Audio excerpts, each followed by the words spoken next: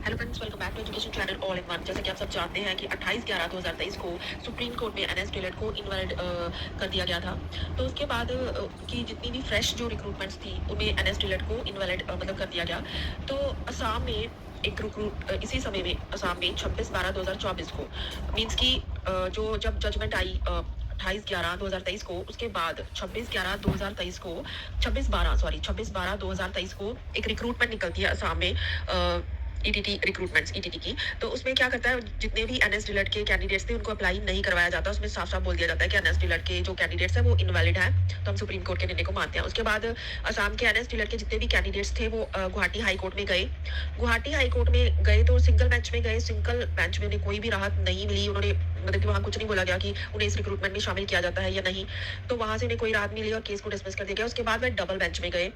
तो double bench में क्या होता है कि एक बहुत ही गुड न्यूज़ है एनएस डिलट वालों साथियों के लिए कि गुवाहाटी हाई कोर्ट में डबल बेंच में एनएस डिलट के कैंडिडेट्स को इन पोस्ट्स में अप्लाई करने की परमिशन मिल गई है। जो पोस्ट्स 26/12/2023 को असम में निकली थी, गुवाहाटी हाई कोर्ट के डबल बेंच में उन्हें इन पोस्ट्स में अप्लाई करने की परमिशन मिल गई थी। उसमें बोला गया था कि उनको ऑफलाइन अप्लाई करवाया जाए, क्योंकि डबल बेंच में बोला गया कि हमें ये लगता है कि इनको अप्लाई करवाया जाना चाहिए।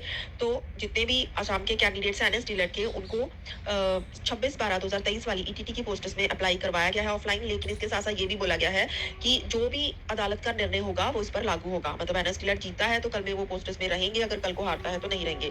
तो यहाँ पर बात ये आती है कि एनएस डिलट जो भी मतलब कि सुप्रीम कोर्ट का जो आया था आदेश 26/12/2023 को 28/11/2023 को आया था। और उसमें सुप्रीम कोर्ट में एनएस डिलट को इनवैलिड घोषित कर दिया गया था। तो उस ये भी बोल दिया गया था कि फ्रेश रिक्रूटमेंट्स में एनएस डिलट वैलिड नहीं है। लेकिन उससे पहले जितने भी ऑनगोइंग प्रोसेस चल रहे थे या फिर जो ज्वाइन कर चुके हैं वो सभी सेफ थे। तो ये जो आसाम में आई है पोस्टेस, ये आई थी 26/12/2023 को, मीन्स जजमेंट के बाद में आई थी। तो जजमेंट के बाद में आई, उसके बाद उनको अप्लाई नहीं करवाया गया एनएस डिलट के साथियों को। तो वो कोर्ट में गए, सिंगल बेंच में उन्हें कोई राहत नहीं मिली। फिर वो डबल बेंच में गए। तो डबल बेंच में उन्हें जो राहत मिली और उन्हें अप्लाई करने की परमिशन जो थी वो दे दी गई। तो एनएस डिलट के ये जो फैक्ट है ये पूरे ऑल इंडिया में पड़ने वाला है, क्योंकि अभी कोई भी न्यू जो रिक्रूटमेंट फ्रेश नहीं आई है। लेकिन ये जो असम में 26/12/2023 वाली रिक्रूटमेंट आई है, इसमें एनएस डिलट को अप्लाई करवाया गया है और जो भी उसका निर्णय होगा कोर्ट का वो उन पर लागू होगा। मीन्स की कल को एनएस डिलट जीतता है तो वो सभी जो भी जिनको परमिशन दी गई है वो इस भर्ती में एलिजिबल होंगे।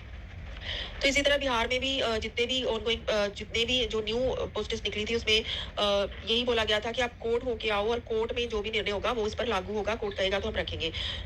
तो इसके साथ ही ये बात है कि जो भी एनएस डिलट की जो फ्रेश रिक्रूटमेंट्स में अप्लाई करवाया जा रहा है, तो जो 28/11/2023 से पहले रिक्रूटमेंट्स थी जिनका प्रोसेस जो चल रहा था किसी ना किसी कारण फंसी हुई है कोर्ट में, तो वो भी जो है एलिजिबल हो सकते हैं एक तरह से।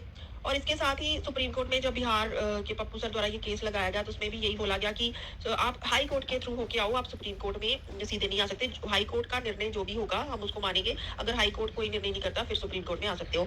तो इसी तरह वेस्ट बंगाल का केस सुप्रीम कोर्ट में गया। तो वेस्ट बंगाल ने भी यही बोला कि आप हाई कोर्ट के थ्रू आओ, अगर हाई कोर्ट बोलता है तो हम इसको मानेंगे। तो दो इसके बाद अब जो है रिव्यू भी लगी हुई है सुप्रीम कोर्ट में। तो यही बात है कि फ्रेश रिक्रूटमेंट्स में अगर अप्लाई करवाया जा सकता है एनएस डिलट को, जो कि 28/11/2023 से बाद में नोटिफिकेशन आया है, तो फिर पहले क्यों नहीं, पहले वाले तो फिर वैलिड हुए। तो यही है कि सामने जो है सभी को एनएस डिलट के कैंडिडेट्स को परमिशन मिल गई है, उन्होंने फॉर्म फिल किया है और जो भी इस एनएस डिलट का जो कोर्ट का निर्णय होगा वो उन पर लागू होगा। तो बहुत ही बड़ी अपडेट है, एक राहत की खबर है एनएस डिलट वाले साथियों के लिए। तो बहुत ही इंपॉर्टेंट अपडेट। Thank you.